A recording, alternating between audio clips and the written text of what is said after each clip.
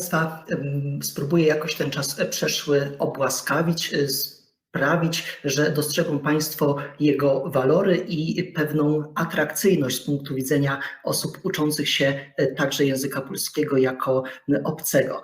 Ale nim o czasie przeszłym będę mówił, to wpierw chciałbym kilka słów poświęcić w ogóle kategorii czasu. Wiedzą Państwo doskonale, że taką podstawową kategorią typową dla czasownika jest kategoria osoby. To właśnie od końcówek osobowych uzależniony jest podział czasowników na koniugację chociażby. Drugą taką równie istotną kategorią, która przysługuje czasownikom, jest właśnie kategoria czasu. Czym jest ta kategoria?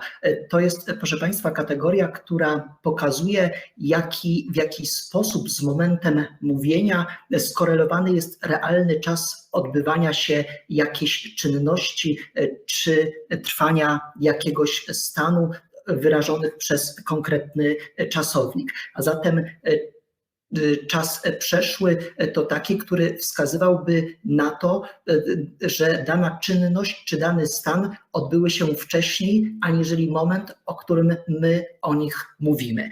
Czas teraźniejszy byłby to taki czas, który wskazuje na równoczesność odbywania się danej czynności, stanu z tym momentem mówienia, natomiast czas przyszły wskazuje na pewną następczość zdarzenia, o którym mówimy, względem właśnie tego momentu komunikowania o tym zdarzeniu. Tak to można by ująć językoznawczo. Proszę Państwa, wydaje się, że dla wszystkich z nas taką bardzo logiczną opozycją jest rozróżnienie pomiędzy tym, co jest teraz, tym, co się wydarzyło kiedyś i tym, co dopiero nastąpi. Ta triada teraźniejszość, przeszłość i przyszłość wydaje się taką kategorią uniwersalną i w odniesieniu do języka polskiego rzutuje na rozróżnienie w języku polskim trzech czasów gramatycznych, bo faktycznie tak to jest, że w języku polskim wyróżniamy trzy czasy: czas teraźniejszy, przeszły i przyszły. Ale to rozróżnienie na te trzy sfery bynajmniej nie jest uniwersalne. To nie jest tak, że we wszystkich językach świata właśnie takie trzy czasy istnieją.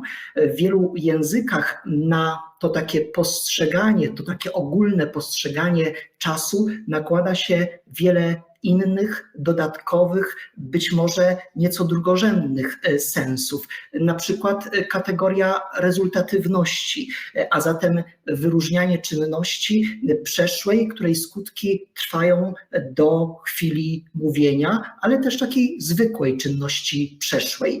Takie rozróżnienie jest chociażby istotne w języku angielskim.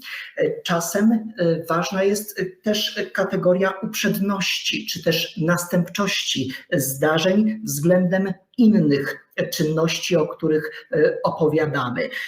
To decyduje o wyróżnianiu tak zwanych czasów zaprzeszłych. Taki czas zaprzeszły istniał w klasycznej łacinie, taki czas zaprzeszły do dzisiaj jest także w języku niemieckim. Czasem bierzemy pod uwagę aktualność bądź ogólność, co wiąże się z rozróżnieniem tak zwanego czasu ciągłego i czasu ogólnego. To rozróżnienie też jest istotne w języku angielskim. Znowu istnieją języki, w których ważne jest to, czy dana czynność odbyła się, czy odbędzie się w znacznej odległości czasowej, czy też w nieodległej przyszłości się wydarzy, bądź też nieodległej przeszłości się wydarzyła. To z kolei istotne jest w języku francuskim. I proszę Państwa, wszystko to sprawia, że w gruncie rzeczy to rozróżnienie trzech czasów teraźniejszego, przeszłego i przyszłego nie jest zjawiskiem uniwersalnym. Są języki, w których czasów jest więcej. Ja tutaj podam przykład takiego języka bardziej egzotycznego.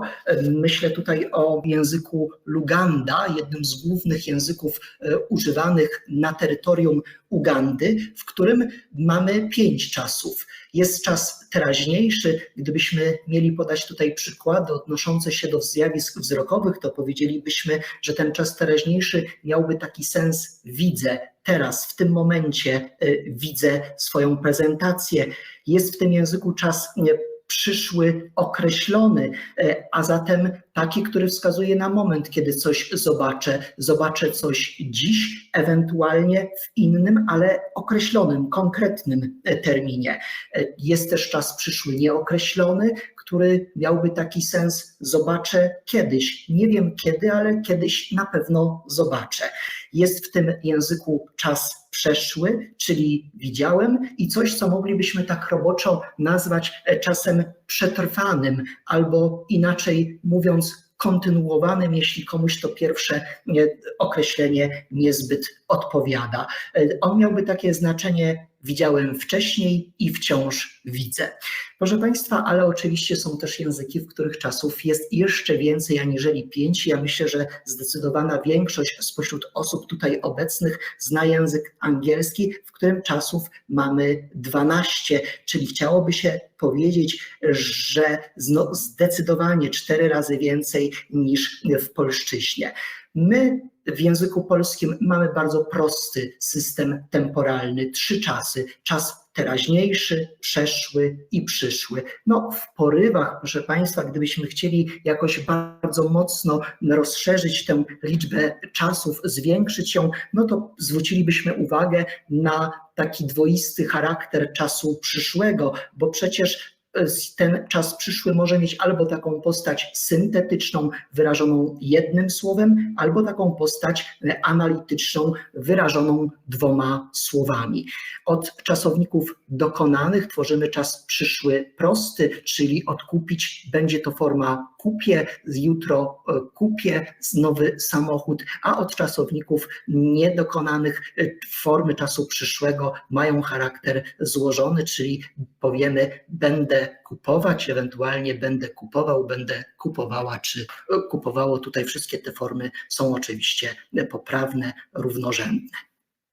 Proszę Państwa, mógłbym powiedzieć, że w dawnej polszczyźnie tych czasów było jeszcze więcej aniżeli dzisiaj. Do kwestii tej jeszcze powrócę, ale najpierw chciałbym zwrócić uwagę na związek kategorii czasu z kategorią aspektu, która jest chyba trzecią po osobie i liczbie bardzo ważną kategorią przysługującą tej części mowy, bo to właśnie kategoria aspektu ujmuje zdarzenie kompleksowo, rozpatrując je jako zakończoną czynność, lub kursywnie, to znaczy ujmując ją w trakcie jej trwania. Na tym slajdzie widzą Państwo pewną zależność tworzenia form czasownikowych od aspektu. Można by powiedzieć, że czasowniki o aspekcie niedokonanym mają formy czasu teraźniejszego, formy czasu przeszłego i formy czasu przyszłego złożonego. Natomiast te czasowniki, które mają aspekt dokonany, nie tworzą form czasu teraźniejszego, mają formy czasu przeszłego i ich czas przyszły jest prosty. Widzą więc też Państwo tutaj pewne ograniczenia związane z kolei z kategorią czasu. Można by powiedzieć, że tych ograniczeń nie widzimy jedynie w czasie przeszłym, bo czas przeszły mają zarówno czasowniki dokonane, jak i czasowniki niedokonane i proszę Państwa, w związku z tym to jest taka pierwsza pozytywna cecha, która przekonuje o walorach czasu przeszłego. To jest czas, w którym nie ma żadnych ograniczeń, jeśli idzie o jego tworzenie. Jak Państwo widzą, nie wszystkie czasowniki mają czas teraźniejszy, nie wszystkie czasowniki mają czas przyszły prosty i nie wszystkie czasowniki mają czas przyszły złożony, ale wszystkie czasowniki mają czas przeszły, zarówno dokonane, jak i niedokonane. Te pozostałe walory czasu przeszłego będę Państwu wskazywał. Tak jak powiedziałem, dzisiaj ten system temporalny czyli czasowy w języku polskim jest stosunkowo ubogi, no bo tak jak powiedzieliśmy, to są 3, w porywach 4 czasy. Ale nie mogę nie powiedzieć, że w dawnej polszczyźnie czasów w języku polskim było więcej, bo oprócz czasu teraźniejszego i czasu przyszłego, który też mógł być prosty czy złożony, istniały, jak Państwo widzą, jeszcze 4 czasy przeszłe. Imperfektum, aorist, czas przeszły złożony oraz czas zaprzeszły, czyli bardzo precyzyjnie informowaliśmy o tym, co wydarzyło się w przeszłości. Mogą Państwo przy tym numerze 4 dostrzec gwiazdkę i pogrubienie, a to z tego powodu, że właśnie ten czas przeszły, złożony, kontynuowany jest do dziś w postaci jednego znanego nam czasu przeszłego. Dzisiaj on ma postać prostą, ale dawniej, tak jak tutaj Państwo widzą, miał postać złożoną, analityczną i ja jeszcze dowody na to Państwu później przedstawię. Proszę Państwa, jeszcze kilka takich ogólnych informacji, jeśli chodzi o strukturę form temporalnych. Analiza fleksyjna zakłada podział form fleksyjnych na 2 części, mianowicie na temat fleksyjny i tak zwany flektyw. Flektyw, czyli tę część, która jest nośnikiem wszelkich informacji gramatycznych, która właśnie mieści w sobie wykładniki tych ważnych dla czasownika kategorii, jakimi są chociażby osoba, liczba, ale nieraz także rodzaj i czas właśnie. Proszę Państwa, ten flektyw może mieć różną strukturę. Może się zdarzyć, że taki flektyw jest jednoelementowy, a zatem wyrażony jest pojedynczym morfemem, a zatem po prostu końcówką osobową, co skutkuje powstaniem form prostych. Może być taki flektyw wieloelementowy, czyli zbudowany z kilku różnych, odrębnych morfemów, z których każdy jest nośnikiem, wykładnikiem osobnej kategorii gramatycznej. Takie formy, które mają właśnie flektyw wieloelementowy, to formy aglutynacyjne i wreszcie może się zdarzyć flektyw nieciągły, czyli taki rozerwany, złożony z 2 ciągów morfemów, co skutkuje powstaniem form analitycznych czy złożonych. Jak to przekłada się na formy czasowe? Otóż jeśli idzie o formy czasu teraźniejszego i przyszłego prostego, to są formy proste, ponieważ jak Państwo widzą, ich flektyw jest jednoelementowy, a zatem stanowi go wyłącznie końcówka. Ja ten flektyw tutaj zaznaczyłem kolorem fioletowym. W zależności od tego, czy uznamy, że w języku polskim są 3 czy też 4 koniugacje, to albo tym flektywem będzie ta końcówka my, albo końcówka am. Natomiast jeśli idzie o czas przyszły złożony, to tutaj flektyw jest, proszę Państwa, rozbity na 2 części. W związku z tym mamy tutaj do czynienia z takimi formami złożonymi, dwuwyrazowymi, oddzielonymi spacją. Kiedy patrzymy na takie formy, chociażby jak będzie czytało, to z jednej strony tutaj dostrzegamy taki rdzenny wykładnik czasu przyszłego będź, po którym następuje wykładnik osoby i liczby, czyli ta końcówka e, natomiast po temacie czasownika mamy jeszcze 2 elementy, mianowicie ły, które jest takim morfemem strukturalnym, współbudującym formę czasu przyszłego złożonego i morfem o, który tutaj jest wykładnikiem rodzaju niejakiego. Ale dla nas, proszę Państwa, najbardziej interesujące jest to, jaka jest struktura czasu przeszłego, bo to właśnie tego czasu to moje wystąpienie dotyczy. Proszę Państwa, żeby ustalić, jak wygląda flektyw w czasie przeszłym, no to rozpatrzmy sobie taką formę jak czytałam. Jeśli tę postać fleksyjną czytałam zestawimy z formą czytałaś, to bez problemu ustalimy, że ta cząsteczka my jest wykładnikiem osoby pierwszej i jednocześnie liczby pojedynczej, bo jeszcze moglibyśmy dołożyć tutaj formę czytałyśmy. Jeśli teraz tę formę czytałam zestawimy z formą czytałem, to odkryjemy, że to a jest wykładnikiem rodzaju żeńskiego. I jeśli wreszcie zestawimy formę czytałam z formą czytam, to zauważymy w tej analizowanej postaci element ły, który jest nośnikiem, wykładnikiem czasu przeszłego. Jak więc Państwo widzą, ta część fleksyjna, czyli flektyw, jest w czasie przeszłym rozbudowana. Składa się z 3 elementów. Najpierw następuje morfem czasu, tutaj jest nią ta cząsteczka ły, następnie element będący wykładnikiem rodzaju, tutaj jest to ta cząsteczka A, natomiast na samym końcu mamy wykładnik osoby i liczby, czyli ten element my. W związku z tym możemy uznać, że formy czasu przeszłego to formy aglutynacyjne, czyli mówiąc z polska zlepkowe. Proszę Państwa, gdyby językoznawca miał rozebrać na czynniki pierwsze wszystkie formy czasu przeszłego, to wyniki tej jego analizy wyglądałyby tak, jak Państwo tutaj widzą na slajdzie. Z tego slajdu wynika jednocześnie, że w czasie przeszłym istotne jest zróżnicowanie rodzajowe. W liczbie pojedynczej wyodrębniają się 3 rodzaje: męski, żeński i nijaki, natomiast w liczbie mnogiej mamy 2 rodzaje: męskoosobowy i niemęskoosobowy. Widzą Państwo, że we wszystkich tych formach flektyw składa się z 3 elementów i zawsze ich układ jest taki sam. Najpierw jest wykładnik czasu przeszłego, potem wykładnik rodzaju, a na samym końcu wykładnik osoby i liczby. Proszę Państwa, moglibyśmy tutaj zwrócić uwagę jeszcze na moment na to, co jest wykładnikiem rodzaju. W przypadku rodzaju żeńskiego wszędzie widzimy element A. W przypadku rodzaju nijakiego wszędzie to jest element O. W przypadku rodzaju męskoosobowego jest to ta cząsteczka I, natomiast w przypadku rodzaju niemęskoosobowego jest to ten element Y.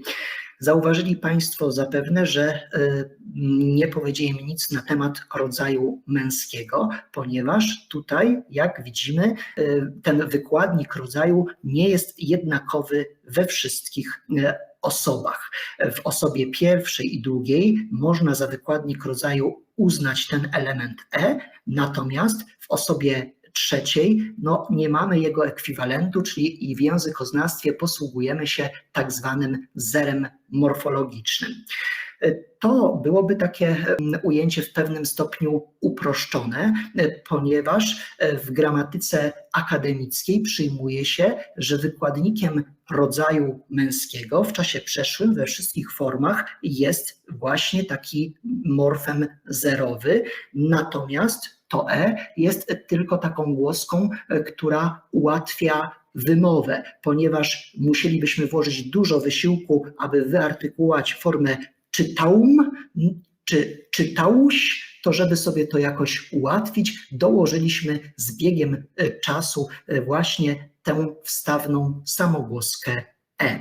Więc z takim ujęciem też Państwo mogą się w jakichś opisach gramatycznych spotkać. Ale proszę Państwa, gramatyka akademicka różni się zdecydowanie od takiej gramatyki pedagogicznej, która przecież ma za zadanie uczyć osobom poznającym nasz język gramatykę przyjazną, miłą i łatwą. W związku z tym, jeśli są tutaj osoby, które zajmują się uczeniem języka polskiego jako obcego, to nie ma tutaj żadnych powodów, ażeby w ten sposób pokazywały tworzenie form czasu przeszłego. Wystarczy właśnie pokazać kursantom tylko te zakończenia, które dodajemy dla poszczególnych rodzajów. Przypuszczam, że są tutaj osoby, które od razu zaintrygowały te formy rodzaju nijakiego łom, łoś, ło, no bo przecież w wielu gramatykach nie uwzględnia się ich w różnych tabelach dotyczących czasu przeszłego, a tu się jednak znalazły. Czy takie formy byłom, byłoś czy było są aby poprawne? Czy to nie jest błąd, który się wkradł do mojej prezentacji?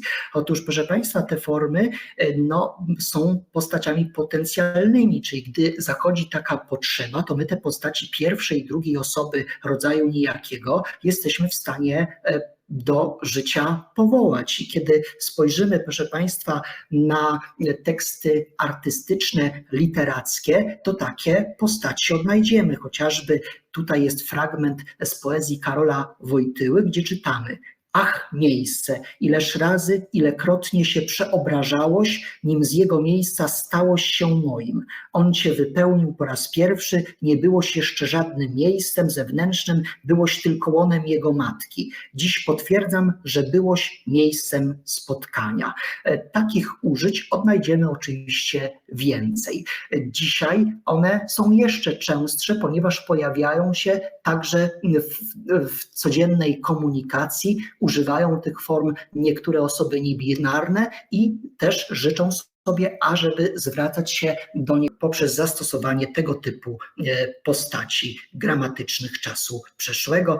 Proszę Państwa, jak się tworzy czas przeszły? Bardzo łatwo w gruncie rzeczy. Tutaj badania pokazują, że istnieje bardzo wysoka korelacja pomiędzy postacią bez okolicznika a sposobami tworzenia czasu przeszłego. Proszę Państwa, zdecydowana większość czasowników, około 20 000 czasowników, tworzy czas przeszły w taki sposób, jak tutaj pokazano. To są wszystkie te czasowniki, które nie kończą się na eć i nie kończą się na ąć, albo też na nąć. Tak jak mówię, jest ich około 20 000, czyli ponad 90% wszystkich czasowników, które w języku polskim istnieją. Jak się to tworzy? No, odcina się ci w bezokoliczniku, mamy czasownik pisać, odcinamy ci, mamy temat, do którego dołączamy te zakończenia czasu przeszłego, które tutaj są zaznaczone kolorem żółtym. Jeśli natomiast czasowniki kończą się na eć, proszę Państwa, to tutaj pojawia się minimalna komplikacja, ponieważ ujawnia się taka bardzo stara, archaiczna wymiana e pomiękkiej do a pomiękkiej. Widzą Państwo, że w rodzaju męskoosobowym zachowało się to bezokolicznikowe e, natomiast we wszystkich innych pozostałych formach to e wymieniło się na a. Ta oboczność ma swoje źródła w dawnej polszczyźnie, ściślej jej źródeł należy szukać gdzieś na przełomie IX i X stulecia, a wiąże się z tak zwanym przegłosem lechickim, który sprawiał, że dawna prasłowiańska samogłoska jać położona po głosce miękkiej, a przed przedniojęzykowo-zębową twardą, czyli jedną z tych 7, które Państwo widzą, czyli przed spółgłoską ty, dy, ny, sy, zy, ry, ły, zamieniała się w samogłoskę a. Jeśli natomiast te spółgłoski stojące po samogłosce jać były zmiękczone, co ten apostrof obrazuje, to wówczas ta głoska zamieniała się w języku polskim w e. Jeśli więc mamy formę mieli, siedzieli, myśleli, to tam występuje samogłoska e z racji tego, że to końcowe i właśnie miękczyło tę ostatnią spółgłoskę, co sprawiało z kolei, że to jać nie zamieniło się w a, tylko właśnie w e. Proszę Państwa, jeśli idzie o kolejną bardzo dużą grupę czasowników, dość regularnych, jeśli idzie o sposób tworzenia, to są to te, które kończą się na ąć lub na nąć. Proszę Państwa, w języku polskim mamy takich czasowników bardzo dużo, jest ich około 1200 i tu też jest tylko minimalna komplikacja, bo jak widzimy, w rodzaju męskim we wszystkich formach występuje samogłoska on, natomiast w pozostałych rodzajach to on wymieniło się na e. Jeszcze chciałbym zwrócić uwagę na kilka takich sytuacji nietypowych. Przede wszystkim odpowiedzieć na to pytanie, które pojawia się w tytule wykładu, dlaczego poszedł, ale poszła, dlaczego tak mówimy po polsku. Otóż u źródeł tego zamieszania i tego zróżnicowania form gramatycznych stoją bardzo stare, prasłowiańskie samogłoski, bardzo krótkie, ultrakrótkie samogłoski, mianowicie tak zwane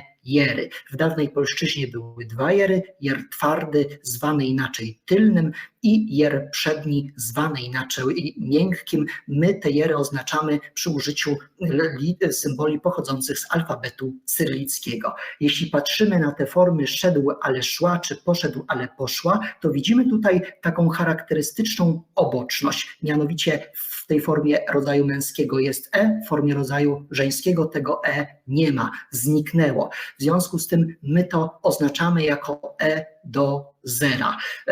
To jest e po spółgłosce miękkiej. Ten apostrof oznacza, że ono było po spółgłosce miękkiej, bo proszę Państwa, ta głoska szy w dawnej polszczyźnie była miękka. To było shi. I jeśli dzisiaj w języku polskim taką alternację odnajdujemy, to jest znak tego, że w tych formach były jery. W prasłowiańszczyźnie była też zasada prawa otwartej sylaby, zgodnie z którą każda sylaba musiała się kończyć albo pełną samogłoską, albo jerem. W związku z tym, żeby otworzyć sylabę, to w tej formie rodzaju męskiego, jak Państwo widzą na końcu, trzeba dostawić jeszcze jer, no i trzeba też otworzyć sylabę, pierwszą sylabę w tej formie żeńskiej.